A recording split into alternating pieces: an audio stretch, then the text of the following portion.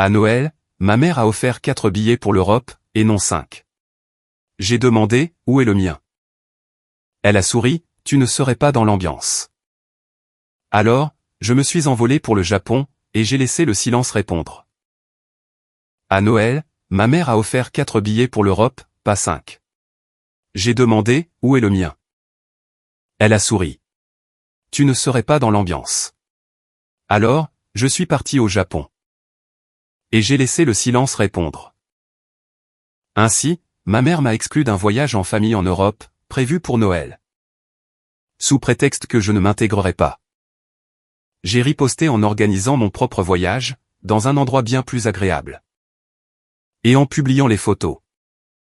Et, lorsqu'elle a demandé pourquoi elle n'était pas invitée, je lui ai retourné ses propres mots. Prenez de quoi manger, car cette histoire va être longue. Moi, un homme de 29 ans, j'ai été le mouton noir de ma famille, et ce. Aussi loin que je m'en souvienne. Non pas parce que j'ai fait quelque chose de mal. En fait, c'est tout le contraire. J'ai toujours été celui qui prend ses responsabilités, et qui répond présent.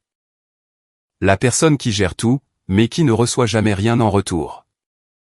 Ma petite sœur, Madison, une femme de 26 ans, est l'enfant chéri. Elle qui n'a jamais subi la moindre conséquence de toute sa vie. Et mon jeune frère, Tyler, un homme de 24 ans, est le bébé de la famille. Celui qui pourrait littéralement mettre le feu à la maison. Tandis que mes parents accuseraient les allumettes d'être trop inflammables. Permettez-moi de vous brosser un tableau de mon enfance. Quand j'avais 17 ans, j'ai travaillé chaque été dans un restaurant du quartier. À faire la plonge et à débarrasser les tables, pour économiser l'argent de ma première automobile.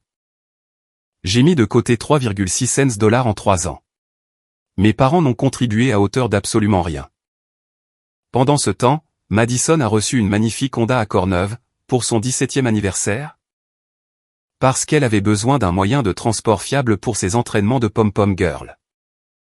Tyler, lui, a acheté un Jeep Grand Cherokee quand il a eu 17 ans. Parce que, les garçons ont besoin de quelque chose de robuste. Moi, je conduisais une Toyota Camry de 2001, avec 165 000 miles au compteur. Que j'avais acheté moi-même. Le favoritisme était si évident, que c'en était presque impressionnant. Les bulletins scolaires tombaient. Mes excellentes notes, des A partout, recevaient un simple « c'est très bien, chérie ». Pourtant, la moyenne tout juste passable de Madison était applaudie, car elle fait de son mieux. Et c'est tout ce qui compte. Quand j'ai remporté le concours scientifique en classe de 3e. Mes parents ne sont même pas venus à la cérémonie de remise des prix. Cette même année, Madison a remporté la 3e place dans un concours de beauté locale, alors? Ils lui ont organisé une fête, et ont invité toute la famille élargie. Je me souviens d'avoir été assis tout seul dans ce gymnase, tenant mon prix entre les mains. Tout en regardant les autres enfants se faire serrer dans les bras par leurs parents. Mon professeur a dû me raccompagner chez moi en voiture. Quand j'ai été accepté dans une bonne université avec une bourse partielle. Mes parents m'ont fait comprendre qu'ils ne pouvaient pas se permettre de payer le reste. Ils m'ont fait me sentir terriblement coupable d'avoir osé demander. Comme si j'étais égoïste de vouloir poursuivre mes études. Quand, 3 ans plus tard, Madison a décidé qu'elle voulait fréquenter une école privée hors de prix. Et sans aucune bourse, ils ont trouvé un moyen de faire en sorte que ça marche. Ils ont refinancé la maison, contracté des prêts, et fait tout ce qui était nécessaire pour elle. Quand j'ai demandé pourquoi ils n'auraient pas pu faire la même chose pour moi, ma mère m'a répondu. C'est différent. Madison a toujours voulu ça. Comme si, moi, je n'accordais pas autant de valeur à mon éducation. J'ai financé mes propres études supérieures, en cumulant 2 emplois. J'ai obtenu mon diplôme en informatique avec mention. Tandis que Madison a changé de cursus 4 fois. Et a mis 7 ans pour obtenir un diplôme en communication, qu'elle n'a d'ailleurs jamais utilisé. Tyler a abandonné ses études au bout de 3 ans, pour se trouver, et depuis. Il squatte le canapé de mes parents. Devinez avec qui la famille est déçue, cependant? Avec la seule personne qui a, véritablement, sa vie en main. Après l'université, j'ai trouvé un bon emploi en tant que développeur de logiciels. Dans une entreprise technologique à Austin, au Texas. Un bon salaire, d'excellents avantages sociaux, et surtout, une bonne distance entre moi et ma famille, restée dans l'Ohio. Je me suis dit que mettre un peu d'espace entre nous aiderait. Peut-être qu'il finirait par me reconnaître comme un individu à part entière. Plutôt que comme le simple responsable de service, qu'il pouvait ignorer. Alerte spoiler, cela n'a rien aidé du tout. Chaque fête est devenue une épreuve épuisante, au cours de laquelle je retournais dans l'Ohio. Je dépensais des centaines de dollars pour offrir des cadeaux attentionnés à tout le monde. Pour ensuite recevoir, en retour, les cadeaux les plus basiques que l'on puisse imaginer. À Noël dernier, j'ai offert à Madison un sac à main de luxe, qu'elle convoitait depuis des mois. Cela m'a coûté 450 $. Elle m'a acheté une carte cadeau de station-service, d'une valeur de 25 $. Tyler n'a même pas essayé de m'offrir quoi que ce soit. Il a juste dit, j'ai oublié, frérot. Désolé. Et tout le monde a ri, comme si c'était adorable. Ma mère avait toujours une excuse toute prête. Madison a été très angoissée par sa carrière. Quelle carrière? Elle travaille à temps partiel dans une boutique, et vit sans payer de loyer. Dans l'appartement au sous-sol de mes parents. Tyler traverse une mauvaise passe. Il traverse une mauvaise passe depuis 6 ans. À quel moment la passe fusionne-t-elle avec le reste de sa vie? Ce qui me dérange vraiment, c'est que je n'ai jamais cessé d'essayer. J'ai continué à être présent, à faire des efforts, en pensant que, peut-être, cette fois-ci, les choses seraient différentes. À chaque Noël, je me disais, d'accord, c'est l'année où il me voit enfin. Et, à chaque fin de vacances, je repartais avec le sentiment d'être un étranger dans ma propre maison. Mais rien, absolument rien, ne m'avait préparé au Noël de l'année dernière. C'était le 22 décembre, et je venais d'arriver dans l'Ohio après un vol retardé. Qui avait transformé un voyage de 4 heures en un véritable cauchemar de 8 heures. J'étais fatigué, irritable, et, honnêtement, je me demandais pourquoi je prenais la peine de rentrer. Mais c'était Noël. Vous comprenez? La famille, c'est la famille. Ou, du moins, c'est ce que je n'arrêtais pas de me répéter. Je suis arrivé à la résidence de mes parents vers 19h45. Toute la famille était déjà présente. Maman, papa, Madison, et son amant du mois, Logan. Tyler était affalé sur le canapé, en train de jouer aux jeux vidéo comme si c'était son travail. Ce qui était techniquement le cas. Ma mère m'a accueilli avec une de ses demi-étreintes. En regardant au-dessus de mon épaule pour voir si j'avais apporté quelque chose. Oh, tu as réussi à venir. Nous avons déjà dîné, mais il y a des restes dans le frigo. Pas de, comment se sont passés tes vols? Pas de, c'est bon de te voir. Juste une reconnaissance de mon existence, accompagnée d'informations sur des restes de nourriture. Ou quelque chose du genre. J'y étais habitué. Le réveillon de Noël a apporté plus de la même chose. Madison monopolisait chaque conversation.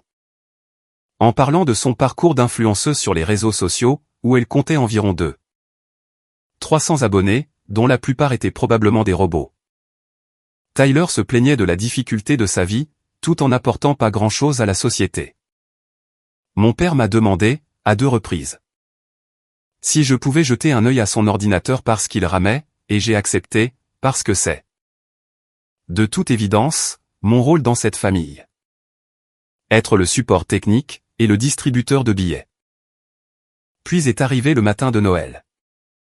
Nous nous sommes rassemblés dans le salon pour notre échange de cadeaux. Comme nous le faisons chaque année. Le sapin était décoré avec goût.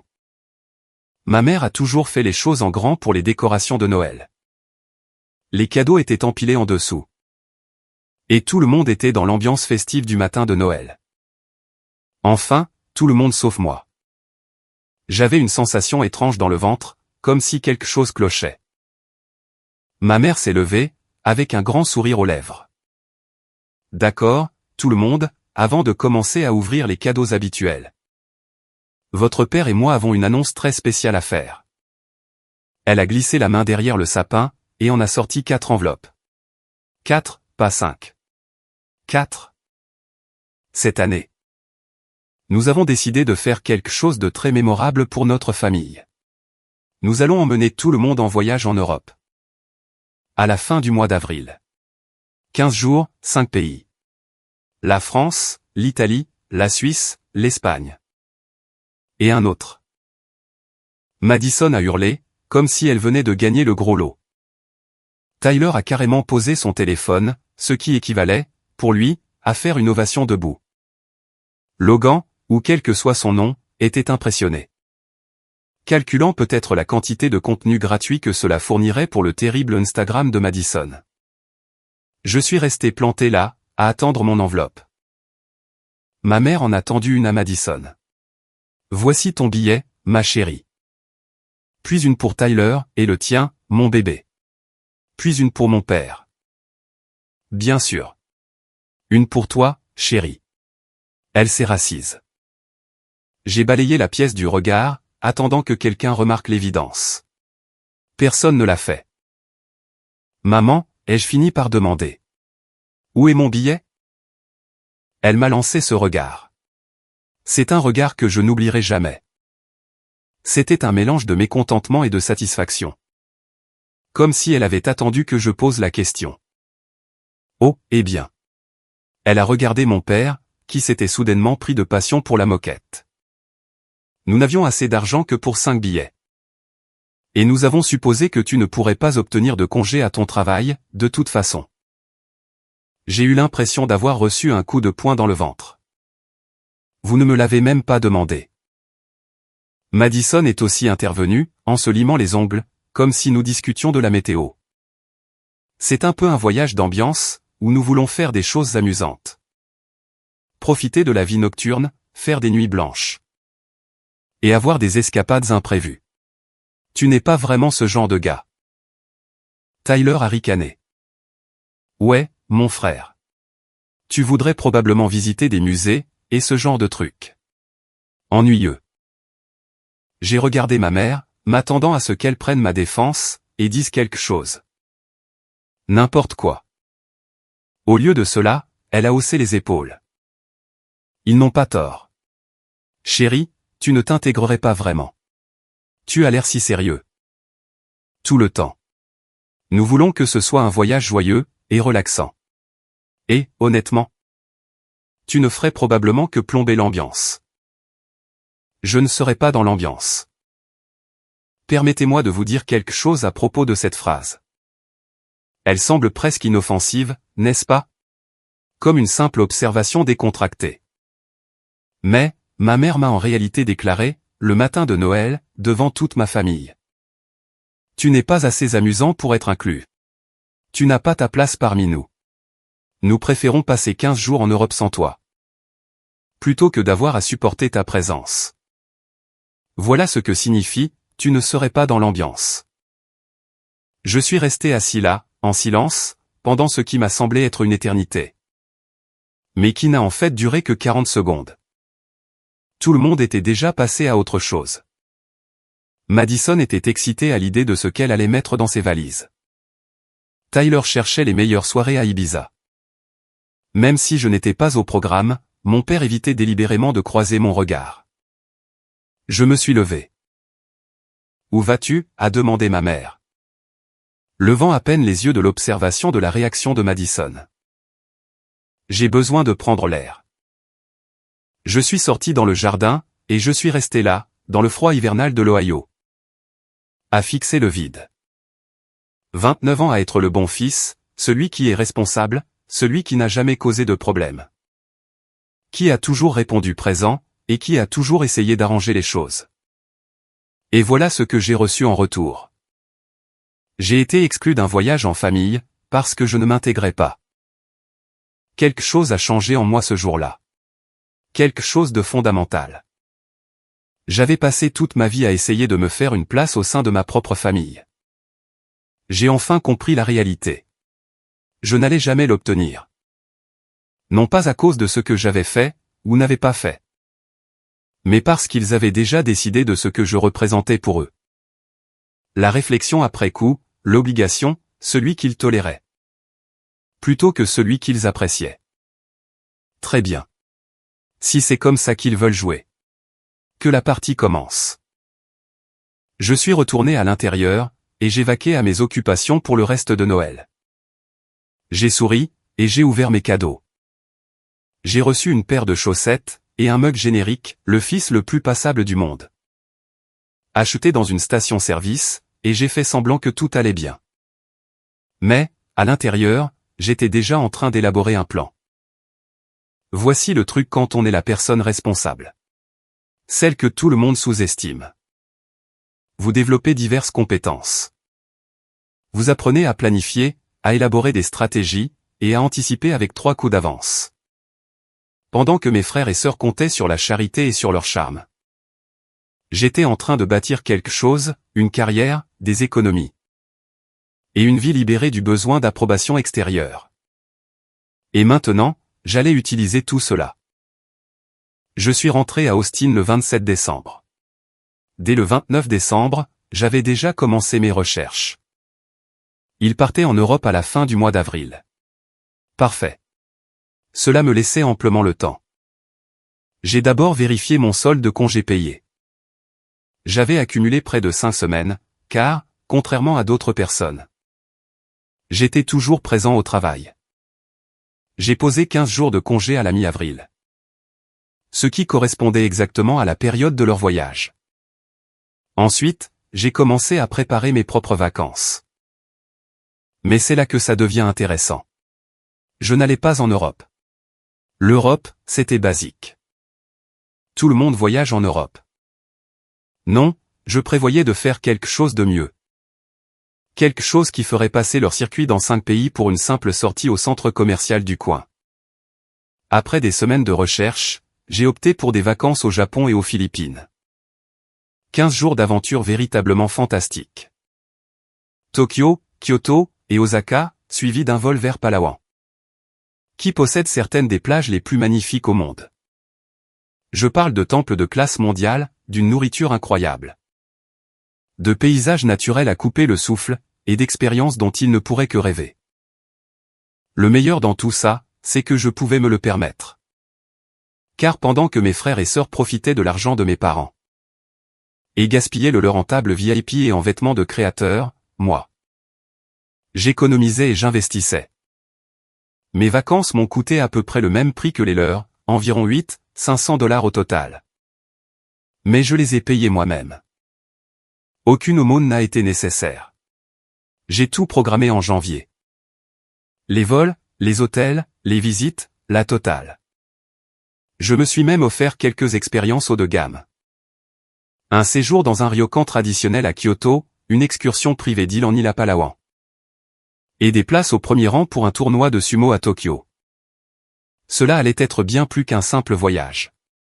Cela allait être une aventure. Ensuite, j'ai attendu. Les mois qui ont précédé la fin avril ont été intrigants. Ma mère envoyait parfois des SMS dans la discussion de groupe familial. Avec des mises à jour sur notre voyage en Europe, comme des réservations de restaurants à Paris. Ou des confirmations d'hôtels à Rome. Je n'ai jamais répondu à ces textos. Je répondais à d'autres sujets, simplement pour prouver que j'étais toujours en vie. Mais tout ce qui concernait l'Europe suscitait un silence radio de ma part. Madison a été la première à le remarquer. Tu agis bizarrement à propos du voyage, m'a-t-elle envoyé en privé au début du mois de mars. Tu es en colère, ou quoi? Non, ai-je répondu. Je suis juste très pris par le travail. Amusez-vous bien. Ok, et c'est juste de ne pas être jaloux quand on partagera des photos, lol. J'ai simplement aimé le message, et je suis passé à autre chose. Début mars, ma mère m'a appelé. C'était la première fois qu'elle appelait depuis des mois. D'habitude, elle se contentait d'envoyer des textos. Bonjour. Chérie. Je voulais juste prendre de tes nouvelles. Tu as été très silencieux ces derniers temps. J'ai juste été occupé, maman. Des trucs liés au travail, tu vois. Je vois. J'espère que tu n'es pas toujours furieux à propos de l'histoire de l'Europe. Ce n'était pas personnel. Nous avons simplement pensé. Maman, je ne suis pas contrarié. Vraiment? J'ai enchaîné, j'espère que vous ferez tous un merveilleux voyage. Elle a semblé méfiante, mais a laissé couler. D'accord, très bien. Nous partons le 14 avril. J'enverrai des photos. Ça a l'air génial. Ce qu'elle ignorait, c'est que je partais le 13 avril. La veille de leur voyage pour Paris, j'embarquais dans un avion à destination de Tokyo. Je n'en ai parlé à personne. Ni à mes parents, ni à mes frères et sœurs, pas même à mes amis de l'Ohio. Pour autant que tout le monde le sache, je travaillais simplement comme d'habitude. Étant le vieux moi ennuyeux et responsable. Je suis arrivé à Tokyo le 14 avril, le jour même où ma famille atterrissait à Paris. L'ironie de la situation ne m'a pas échappé. Pendant qu'ils étaient probablement épuisés par leur vol, et par l'enregistrement à leur hôtel. Je me tenais au milieu du carrefour de Shibuya. Regardant des milliers de personnes se croiser dans un chaos parfaitement organisé. Et j'ai commencé à prendre des photos. Pas grand-chose au début, juste quelques clichés du carrefour, d'un temple que j'ai visité. Et de la nourriture merveilleuse que j'ai mangée. J'ai publié tout cela sur Instagram et sur Facebook, avec de courtes descriptions. Tokyo. Jour 1. Le meilleur ramen de ma vie. Cette ville est irréelle. Je dois préciser que j'avais environ 480 abonnés sur Instagram. Je ne publiais jamais très souvent, seulement quelques fois par an. Alors, quand j'ai soudainement commencé à fournir des publications quotidiennes depuis le Japon. Les gens l'ont remarqué. Le premier commentaire de la famille est arrivé le deuxième jour. J'ai posté une photo de moi au temple Sensoji, à Asakusa. Qui est l'un des plus beaux temples de Tokyo. La lumière du matin était idéale, et j'avais demandé à un touriste sympathique de prendre la photo. Madison a écrit, « Attends, tu es où là ?» Je n'ai pas réagi. Ma mère a envoyé un texto dans le groupe familial, « C'est le Japon ? Quand es-tu parti au Japon ?» Mais je n'ai pas répondu. Qu'il se pose la question. Le troisième jour, j'ai partagé une photo du tournoi de sumo. Des places au premier rang, de gros lutteurs s'affrontant sur le ring. Toute cette atmosphère merveilleuse, capturée en une seule image. La légende était directe, une chose de plus cochée sur la liste de mes rêves. Tyler m'a envoyé un message privé. Que se passe-t-il, frérot? Tu es vraiment au Japon en ce moment? J'ai lu son message, et je l'ai ignoré. Le quatrième jour s'est déroulé dans un ryokan, à Kyoto. J'ai publié une photo de la chambre classique avec ses portes coulissantes en papier. La vue sur le jardin privé, et la perfection esthétique de l'ensemble. Ensuite, il y avait une autre photo du dîner Keisuki. Qui comprenait 12 plats de la nourriture la plus magnifique et la plus créative que j'ai jamais vue. À ce stade, mon téléphone explosait. La discussion de groupe de ma famille était remplie de messages que je refusais de lire. J'ai reçu 19 appels en absence de la part de divers membres de la famille. Mais j'étais bien trop occupé à profiter de ma vie pour m'en soucier. Voyez-vous ce qu'ils n'avaient pas compris. Pendant que les autres affrontaient la foule à Paris, qu'ils géraient les pièges à touristes à Rome. Et qu'ils publiaient des photos identiques devant la tour Eiffel, moi. Je vivais des expériences véritablement uniques. J'étais le seul Américain à la compétition de sumo. Le ryokan où j'ai séjourné ne comptait que 8 chambres. Et nécessitait des réservations 6 mois à l'avance. Je mangeais dans des endroits dont ils n'avaient jamais entendu parler. Je voyais des sites que la plupart des touristes ne voient jamais, et je capturais tout cela. Les jours 6 à 8 ont été passés à Osaka, à manger une fantastique cuisine de rue. À faire une excursion d'une journée à Nara pour voir les cerfs. Et à profiter d'une incroyable scène nocturne qui ne nécessitait aucun narcotique. Ensuite, j'ai pris l'avion pour les Philippines. C'est à Palawan que les choses ont vraiment décollé. Je vous parle d'une eau cristalline, de falaises calcaires, de plages privées. Et du forfait paradisiaque complet. J'ai organisé une croisière de 4 jours, d'île en île. Qui nous a emmenés vers des lagons et des criques qui semblaient avoir été photoshopés. Mais qui étaient bien réels. Et j'y étais. Le premier jour, nous avons fait du kayak à travers le lagon secret. Cette petite ouverture dans une paroi calcaire menait à un bassin caché, rempli d'eau bleue et entouré de falaises. Je me suis assis dans mon kayak, au centre du lagon, absolument seul. À l'exception de quelques poissons nageant sous moi. J'ai littéralement commencé à rire. Non pas parce que quelque chose était drôle, mais parce que je me sentais véritablement heureux. Et libre. Je ne me souvenais pas de la dernière fois où j'avais ressenti cela aussi intensément au sein de ma famille. Le deuxième jour s'est encore mieux passé. Nous sommes allés sur 8 îles différentes. Nous avons fait de la plongée avec tuba dans une eau si propre que l'on pouvait voir à 60 pieds de profondeur. Et nous avons mangé du poisson frais sur un banc de sable qui n'apparaît qu'à marée basse. Le capitaine du bateau m'a raconté des histoires sur la façon dont il a grandi à Palawan. Comment les îles ont évolué, et ce qu'il souhaite pour l'avenir de ses enfants. Une véritable connexion personnelle, avec quelqu'un que je venais de rencontrer. Et qui était plus importante que n'importe quelle discussion que j'avais eue avec mes frères et sœurs. J'ai publié une photo du grand lagon d'El Nido, cette eau d'un vert émeraude époustouflant. Encerclée par de hautes falaises. Légende, j'ai trouvé le paradis. C'est à ce moment-là que ma mère a fini par craquer. Elle m'a appelé une douzaine de fois d'affilée. J'ai laissé sonner jusqu'à la messagerie, à chaque fois. Ensuite, elle a envoyé un texto, qui était essentiellement un roman. Je ne comprends pas ce qui se passe. Tu as dit que tu acceptais très bien l'idée de nos vacances en Europe. Pourquoi es-tu maintenant en Asie? Pourquoi n'en as-tu parlé à personne? Nous sommes ta famille. Et nous n'avions aucune idée que tu voyageais. Cela me semble incroyablement passif-agressif. Hostile, et blessant. Je suppose que nous devrons discuter à ton retour. Je l'ai lu. J'ai même ri un peu. Puis, je suis retourné profiter de ma balade en kayak, à travers un lagon caché. Le voyage a duré encore 6 jours. Encore plus de plages incroyables, de nourriture extraordinaire, et d'expériences inoubliables. Je publiais presque tous les jours. Et chaque publication recevait des réactions de la part des membres de la famille. Allant de la confusion à la colère, en passant par la culpabilisation. Je n'ai répondu à aucune d'entre elles. Je suis rentré à Austin le 27 avril. À ce moment-là, ma famille était rentrée d'Europe depuis environ une semaine.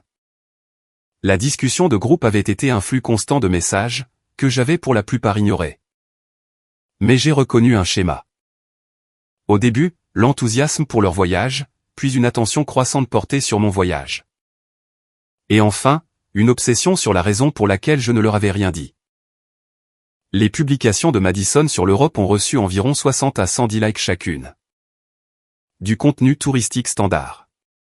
Les sites habituels incluaient la Tour Eiffel et le Colisée. Mes publications sur le Japon et les Philippines ont reçu entre 200 et 300 likes. Ainsi que de nombreux commentaires s'enquérant de mon itinéraire. Les dieux de l'algorithme étaient clairement de mon côté. La confrontation a eu lieu 3 jours après mon retour. Ma mère a appelé, et cette fois-ci, j'ai décroché « Salut, maman ». Ne me dis pas « Salut, maman ». C'était quoi toute cette histoire? De quelle histoire parles-tu? Tu sais très bien de quoi il s'agit. Voyager au Japon et aux Philippines sans en informer personne. Et publier toutes ces photos que tu as prises pendant que nous étions en Europe. On avait l'impression que tu essayais de faire mieux que nous. Ou quelque chose du genre. J'ai laissé le silence s'installer un instant. Maman? Je suis récemment rentré de vacances.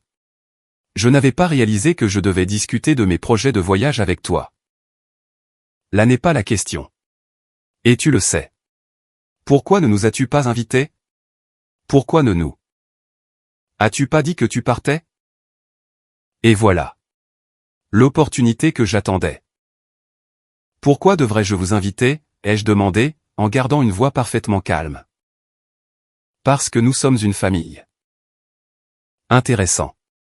Je crois me souvenir qu'on m'a dit que je ne m'intégrerais pas lors d'un voyage en famille. Je crois que les mots exacts étaient. Je plomberais l'ambiance. Alors? J'ai décidé de planifier quelque chose pour les gens qui voulaient que je sois là, ce qui, dans ce cas précis, se résumait à moi-même. J'ai continué, tandis qu'il y avait un grand silence à l'autre bout du fil. Mais, pour répondre directement à ta question, maman. Pourquoi ne vous ai-je pas invité? Parce que vous ne seriez pas dans l'ambiance. D'après ce que tu m'as dit à Noël, l'ambiance de mon voyage consistait à apprécier la culture, à essayer de nouvelles choses, et à profiter réellement du voyage. Plutôt que de simplement collectionner des séances photos. Ce n'est pas vraiment votre truc. N'est-ce pas? Ce n'est pas juste. Cette situation-là était différente. En quoi était-ce différent? Tu as organisé un voyage en famille. Et tu m'en as spécifiquement exclu. Parce que tu pensais que je n'étais pas assez divertissant. J'ai organisé un voyage. Mais je ne t'ai pas invité parce que, eh bien, pour la même raison. Je suppose. Ça ne fait pas du bien, n'est-ce pas? Tu es cruel. Non, maman. Je suis honnête. Pour la première fois de ma vie, peut-être? Je suis complètement ouvert avec toi. Tu as fait comprendre très clairement, à Noël. Quelle est ma place dans cette famille? Je suis la pensée après coup, celui que l'on tolère. Celui qui n'a pas sa place. Alors, j'ai arrêté d'essayer de m'intégrer. Je l'ai entendu pleurer, ce qui ne m'a pas ému autant que cela l'aurait fait un an auparavant. Je ne le pensais pas de cette façon. Nous trouvions juste que tu es toujours si sérieux. Et nous voulions un voyage amusant. Et je suis sûr que l'Europe a été très amusante. Je suis heureux que vous en ayez profité. Mon voyage a également été agréable. Bien que d'une manière différente, d'une manière apparemment non appréciée. Donc, tout le monde est content. Je ne suis pas satisfaite. Je suis blessée. Bienvenue dans mon monde. La conversation ne s'est pas bien terminée. Elle m'a raccroché au nez, après m'avoir accusé de tenter de détruire sa famille. J'ai envoyé un texto dans la discussion de groupe. Je suis disponible si quelqu'un veut avoir une vraie conversation à ce sujet. Sinon, je vais continuer à vivre ma vie. Le résultat était prévisible, mais quand même assez incroyable à observer. Madison était furieuse. Elle a partagé une longue story sur Instagram. Que je n'ai vu que parce qu'un ami en a fait une capture d'écran. Parlant des membres toxiques de la famille. Et des gens qui ne peuvent pas se réjouir pour les autres. L'ironie était si épaisse qu'on aurait pu la tartiner. Elle ne pouvait pas se réjouir pour moi de partir faire un voyage aussi incroyable. Mais c'était moi le toxique. Tyler m'a envoyé un message une fois. C'était froid, mon frère. J'ai répondu. C'était aussi décevant d'être exclu d'un voyage en famille le matin de Noël. Je suppose que nous sommes quittes. Il n'a pas répondu. Mon père a appelé plusieurs jours plus tard. Il était le plus raisonnable du groupe, ce qui n'est pas peu dire. Écoute, fils, je comprends que tu aies été blessé par cette situation avec l'Europe. Mais ce que tu as fait ressemblait à des représailles. Ce n'était pas des représailles, papa. C'était juste moi. En train de vivre ma vie. Le fait que vous ayez tous interprété cela comme une attaque en dit long sur vous. Et non sur moi. Vous saviez exactement ce que vous faisiez lorsque vous avez publié toutes ces photos pendant que nous voyagions. Je faisais la chronique de mes vacances de la même manière que Madison le fait avec ses repas.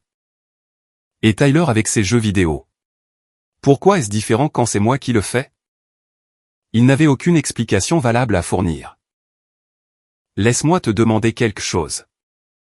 Papa. Que se serait-il passé si les circonstances avaient été inversées? Et que j'avais organisé un voyage en excluant délibérément tout le monde. Parce qu'il ne s'intégrerait pas?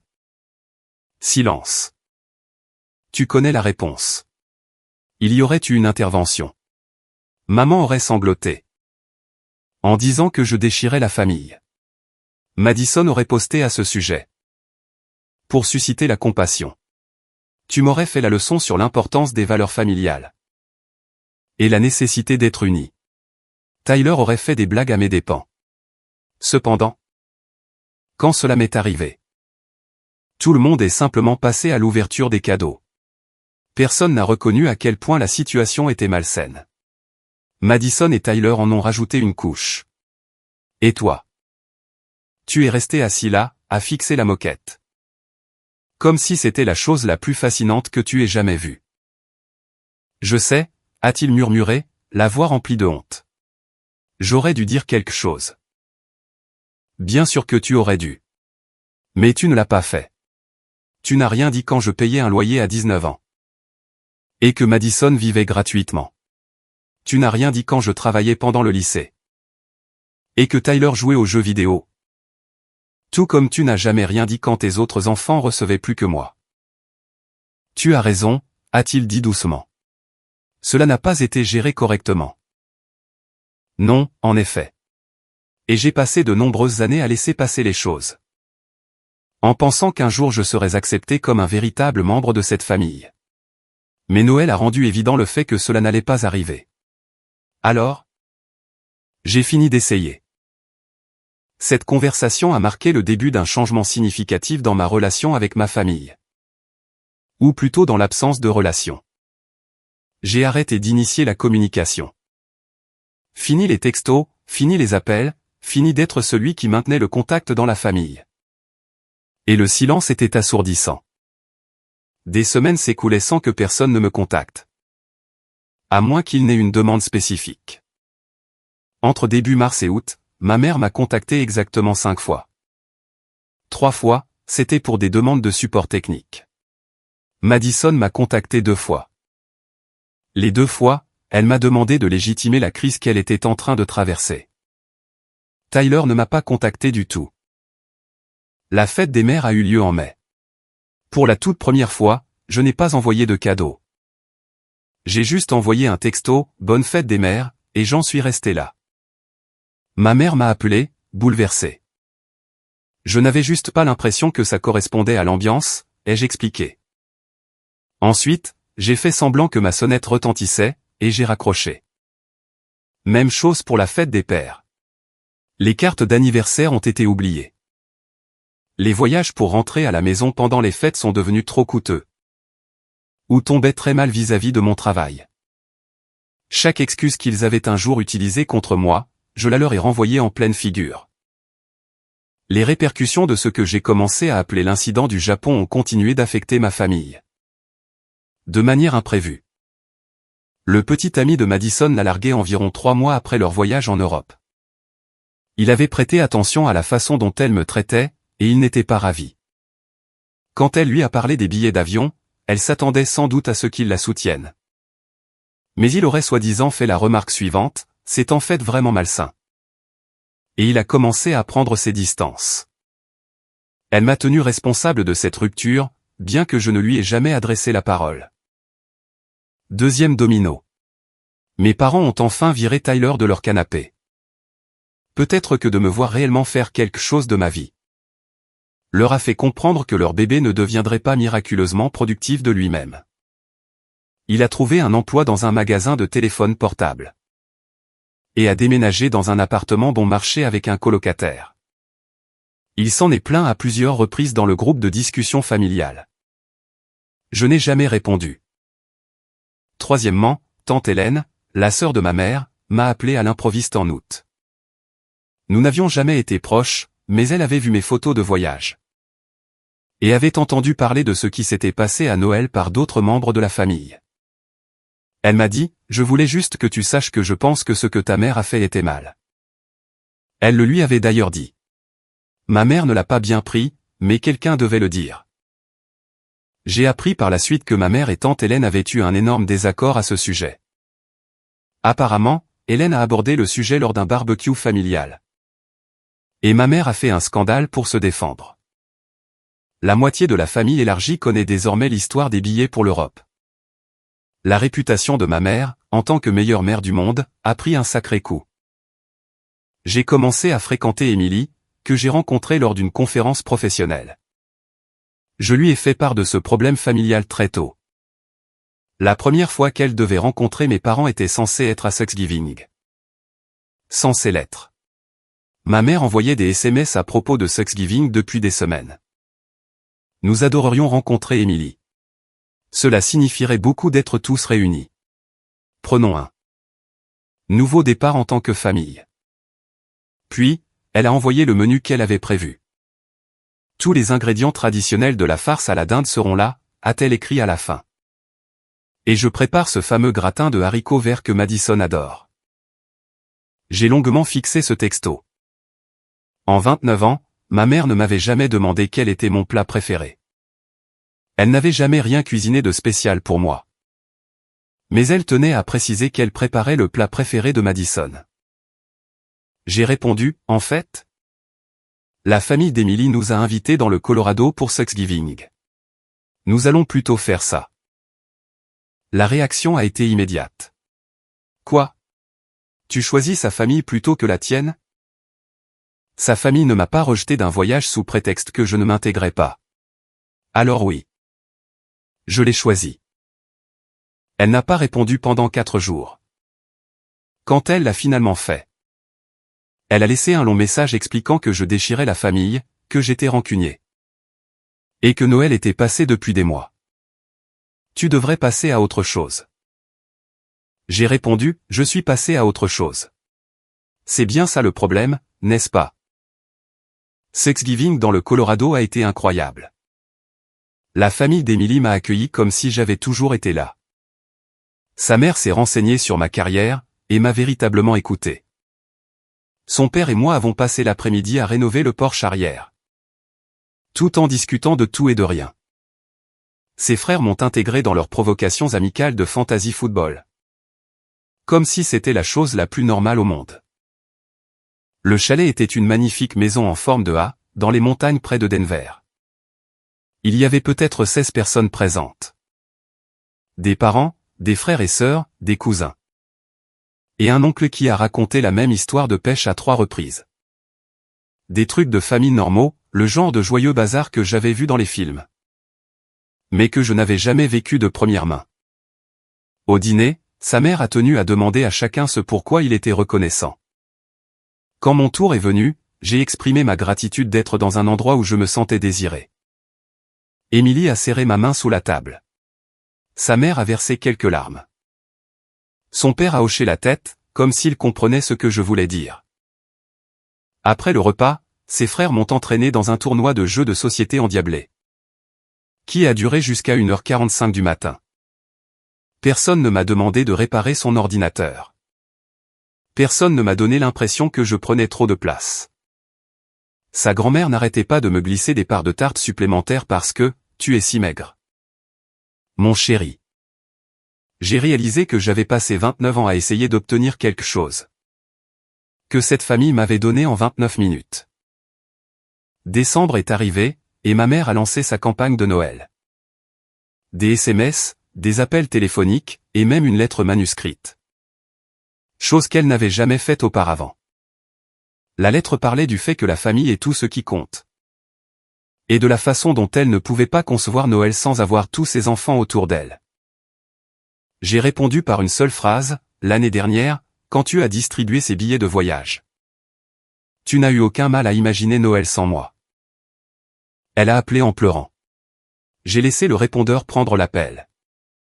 Le message vocal durait 10 minutes, rempli de larmes et de justifications. Nous n'avons jamais eu l'intention de te blesser. Tu réagis de manière excessive. Tu manques. Tellement à Madison et Tyler. Il n'y avait pas la moindre vraie excuse.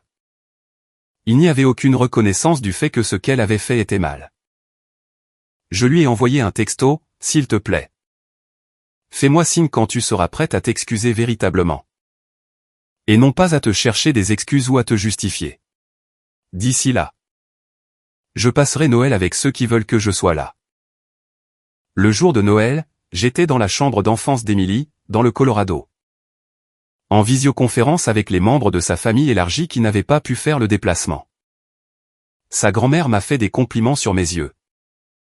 Et a demandé si j'avais l'intention d'épouser son petit enfant.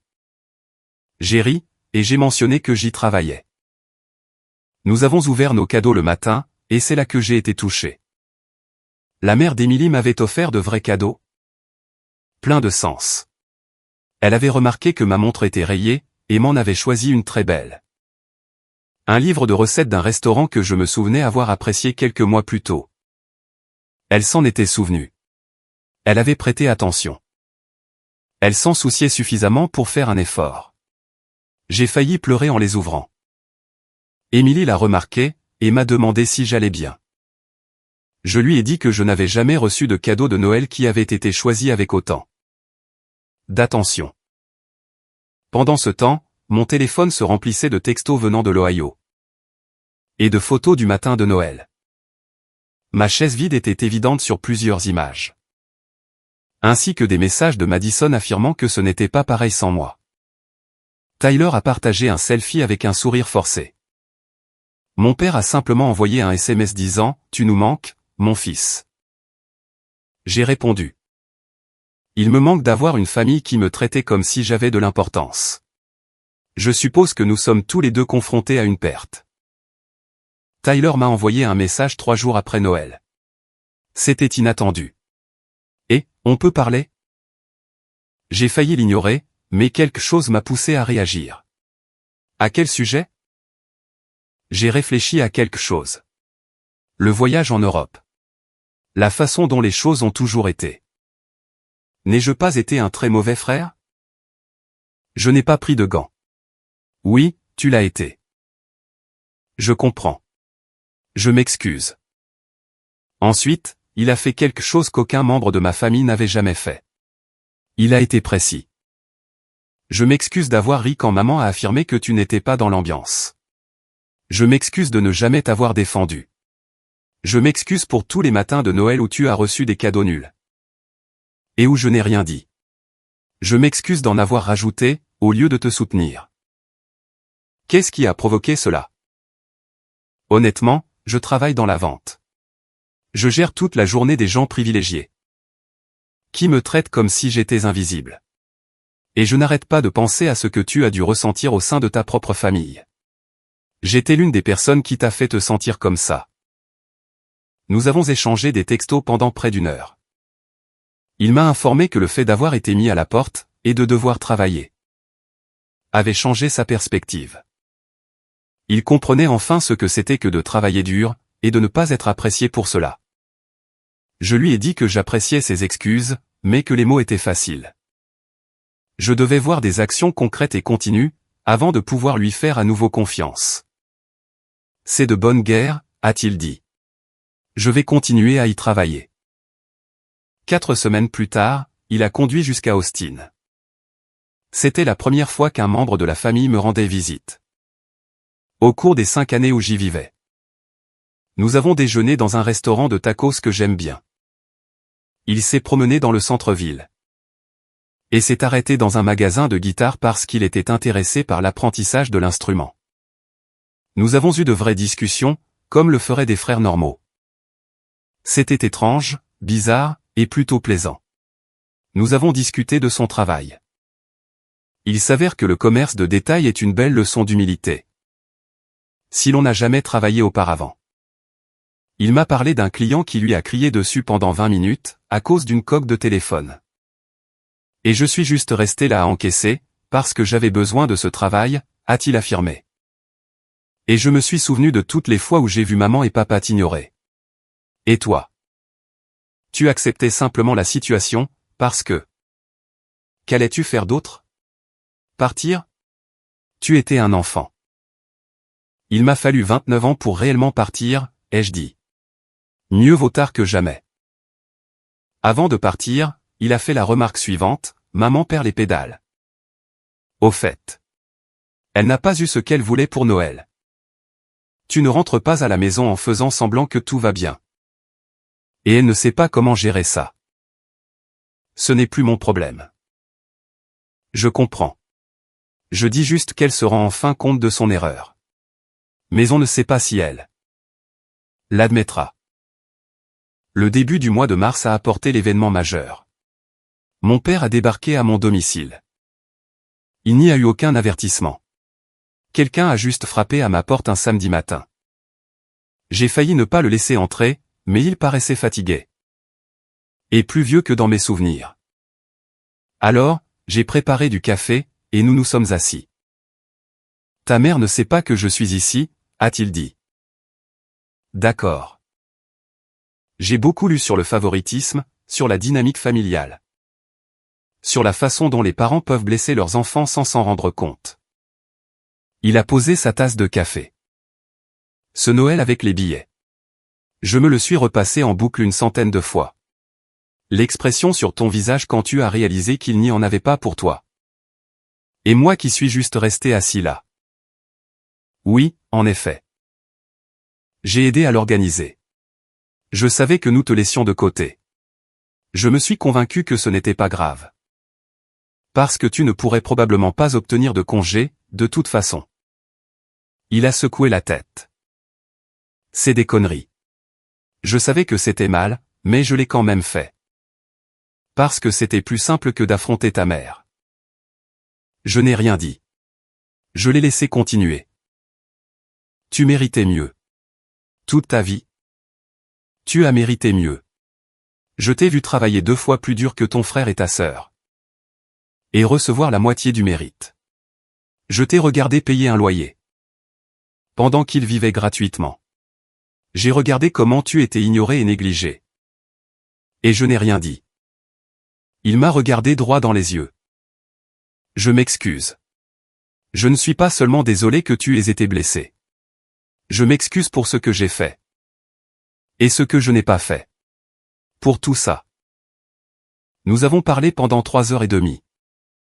Il a mentionné des choses spécifiques, comme des anniversaires, des réussites. Et des moments où il aurait pu me défendre mais ne l'a pas fait. Il ne s'est pas cherché d'excuses. Il a simplement assumé. À la fin, je lui ai dit que j'appréciais sa visite, que cela signifiait quelque chose. Et que je n'étais pas encore prêt à pardonner, mais que c'était un début. Il a demandé s'il pouvait me serrer dans ses bras. Je l'ai laissé faire. La première fois depuis des années. Après son départ, je lui ai envoyé un texto. Merci d'être venu. Il fallait du cran. Il a répondu. J'aurais dû le faire il y a 22 ans. Maman ne s'est toujours pas excusée. Madison joue toujours les victimes. Mais j'ai mon père qui essaie sincèrement, Tyler qui se remet doucement en question. Et une femme dont la famille me traite mieux que la mienne ne l'a jamais fait.